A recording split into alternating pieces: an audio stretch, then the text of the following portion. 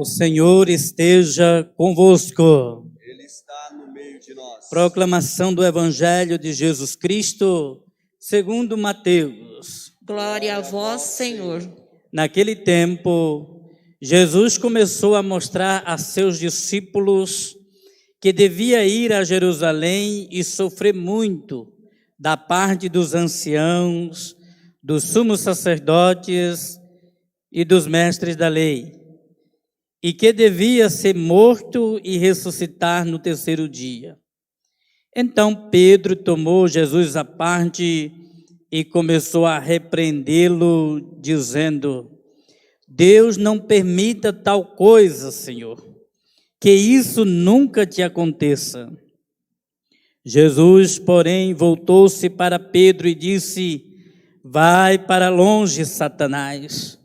Tu és para mim uma pedra de tropeço, porque não pensas as coisas de Deus, mas sim as coisas dos homens.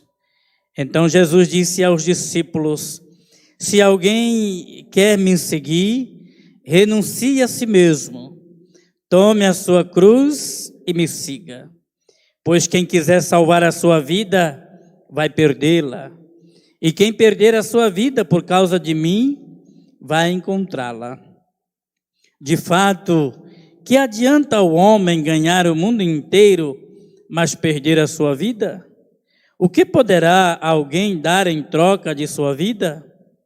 Porque o Filho do Homem virá na glória do seu Pai com os seus anjos, e então retribuirá a cada um de acordo com a sua conduta. Palavra da salvação. Glória a vós, Senhor. A minha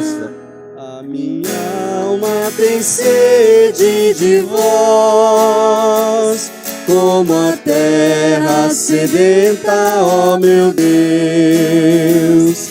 A minha alma tem sede de vós,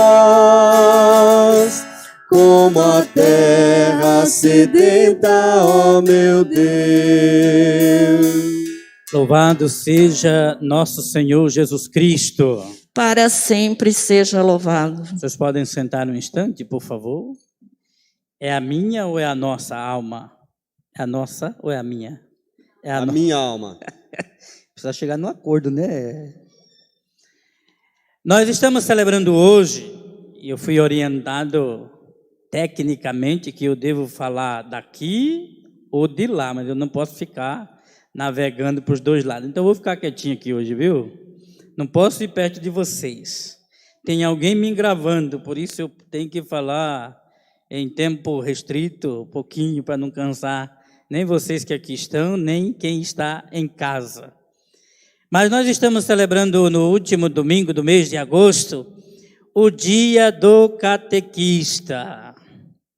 Catequista, outro dia alguém me perguntava em uma live que eu estava fazendo, o que é preciso para ser catequista? Além da formação, evidentemente, e eu dizia, o catequista, ele deve ser apaixonado por Jesus Cristo e pela igreja.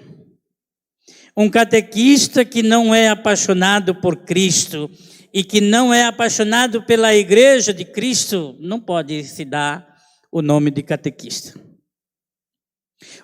Todos nós, se não todos, uma boa parte de nós que aqui está, certamente passou por um catequista. Se não teve aquela catequese formal apresentada pela igreja, você deve ter tido um pai ou uma mãe que te apontou o caminho da catequese, que te mostrou Jesus Cristo por primeiro. Nós certamente temos aqui alguns pais ou padrinhos que daqui a pouco, ao final desta missa, vão batizar os seus filhos e afilhados. Vocês precisam ser catequistas para estas crianças. O que o padre está fazendo aqui não pode ser outra coisa senão catequese, ajudar a gente a entender os ensinamentos de Jesus Cristo. Na primeira leitura de hoje, o profeta Jeremias se coloca diante de Deus em uma posição, em uma postura, em um comportamento que nós também devemos nos comportar ou nos colocar. Seduziste-me, Senhor, e eu me deixei seduzir. Dá para entender?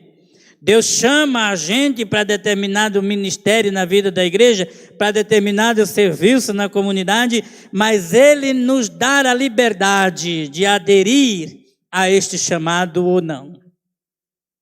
E o profeta Jeremias aderiu a este chamado de Deus. Deus chamou, ele disse sim e começou a colocar em prática o que um profeta deve fazer, anunciar o reino de Deus.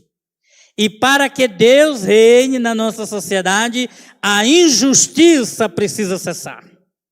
E quando o profeta começou a anunciar que a injustiça precisava acabar, os injustos reagiram, como reagem até hoje. E aí começa chacota, insultos.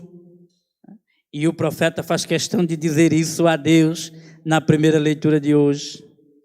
Eu estou fazendo o que estou fazendo, Senhor, porque o Senhor me chamou. O Senhor me apontou o caminho. Eu disse sim, mas eu tenho vontade de largar tudo, diz o profeta Jeremias. Mas quando ele disse isso, o que Deus fez com ele? Ele disse, não, tá bom, você está cansado, deixa para lá. Não precisa continuar. Foi isso que Deus fez? Não. Deus inflamou o coração de Jeremias ainda mais pelo desejo de colocar em prática a palavra de Deus, a vontade de Deus. O coração de Jeremias ardeu quando ele pensou em largar tudo por causa da chacota daqueles que não estavam de acordo com a vontade de Deus. Deus não deixou Jeremias desistir, como não deixa a gente também, desde que haja da nossa parte boa vontade de fazer a vontade do nosso Deus. É a primeira leitura de hoje. Depois, a semana passada, nós ouvimos aqui Jesus perguntando aos discípulos quem era ele, quem sou eu para vocês? E Pedro, prontamente, em nome da comunidade, respondeu, tu és o Messias, o Filho de Deus vivo. E Jesus disse a Pedro, você é feliz porque Deus te concedeu, ou melhor, Deus te escolheu para fazer esta profissão de fé, para fazer este reconhecimento de que eu sou o Filho de Deus. Porém, não diga nada a ninguém, disse Jesus a semana passada, lembra disso? Recomendou que os discípulos não contassem a ninguém quem ele era. Por quê? Porque os discípulos, e hoje no Evangelho está muito claro isso, os discípulos iam anunciar um Messias à medida que aquele povo esperava. Um Messias glorioso, um Messias triunfante, um Messias que ia dominar todas as nações. E não é esse o tipo de messianismo de Jesus. E ele diz no Evangelho de hoje, o Filho do Homem vai para Jerusalém, vai sofrer, vai ser preso, vai ser crucificado, vai morrer e ressuscitar. E parece que Pedro, assim como nós, não deu muita atenção ao final do que Jesus estava dizendo, a ressurreição. Parece que Pedro só se prendeu ao sofrimento de Jesus. Parece ter boa vontade, mas Pedro quer dissuadir Jesus do projeto que ele assumiu, que é fazer a vontade de Deus. E Pedro diz que isso não te aconteça, Senhor. Deus não permita tal coisa. Lembram de Jesus nas tentações no deserto? Jesus disposto a colocar o projeto de Deus em prática e o diabo apresenta a Jesus outro projeto. E Jesus diz, sai para longe, Satanás. E aqui ele diz a mesma coisa, porque Pedro se colocou na mesma posição de Satanás, aquele que divide, aquele que quer fazer Jesus deixar o projeto de Deus para assumir o projeto humano. Por isso é que Jesus diz a Pedro: você não pensa como Deus, você pensa como os homens. Afasta-te de mim. Pedro se coloca em uma posição mais elevada que Jesus, a ponto de se achar digno de dar conselhos a Jesus, ou de dizer o que Jesus pode fazer ou não pode fazer. Isso nós não podemos fazer, embora a gente constantemente faça a mesma coisa. Tem gente que, em algumas denominações religiosas por aí, que prega exatamente isso. Peça que Jesus vai te dar hoje. Olha que tentação. Jesus não é obrigado a me dar absolutamente nada. Ele já me deu tudo o que tinha para dar.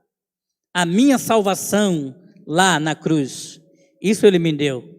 Isso o Pai prometeu que daria e deu. Mais nada. Mas tudo que a gente quer, a gente pede a Jesus. Porque eu quero que o Senhor cuide da minha mãe, porque eu quero que o Senhor cuide do meu filho, porque eu quero que o Senhor faça isso, porque eu quero muito dinheiro. Vai trabalhar, pai. E você já viu alguém ganhar dinheiro trabalhando? É só para sobreviver. Se tiver alguém rico aqui porque trabalhou, me ensina, me dá a receita. Mal dá para a gente pagar as contas quando chega no fim do mês, né? Então a gente tenta Jesus hoje, do mesmo jeito que Pedro tentou. A gente se julga no direito de pedir, nem de pedir as coisas, porque pedir todo mundo pede. A gente já pede exigindo de Deus alguma coisa. E quando ele não dá, a gente vira criança birrenta. Eu não consegui que Jesus me desse nessa igreja, então eu vou para aquela. Se lá não me der também, eu vou embora, já vou logo avisando. Porque aqui eu vim buscar o que eu quero. Prepotência, Satanás. Está no evangelho de hoje. Afasta-te de mim. O discípulo não pode passar na frente do mestre.